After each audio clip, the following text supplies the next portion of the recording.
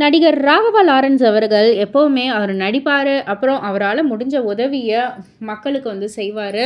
அதனால் பலனடைந்தவர்கள் ஏராளம் பேர் அப்படின்னே வந்து சொல்லலாம். இப்போது அரசியல் ரீதியாக ஒரு கருத்தை வந்து வெளியிட்டிருக்காரு. அவர் என்ன சொல்லியிருந்தாருன்னா, சீமானை வந்து கொஞ்சம் வெளுத்து வாங்கியிருக்காரு அப்படின்னு கூட சொல்லலாம். அவர் சொன்னதாவது, யாருமே அரசியலுக்கு வரக்கூடாது, நான் மட்டுமே இருக்கணும், எனக்கு தான் எல்லாமே தெரியும், அடுத்தவங்களுக்கு ஒன்றுமே தெரியாது, நான் தான் தமிழ் தாயின் மூத்த மகன் அப்படின்னு வந்து சொல்லிக்கிட்டு இருக்காரு. அப்போ நாங்கள்லாம் யாரு? அமெரிக்காவா? எல்லாரும் ஆதரிங்க.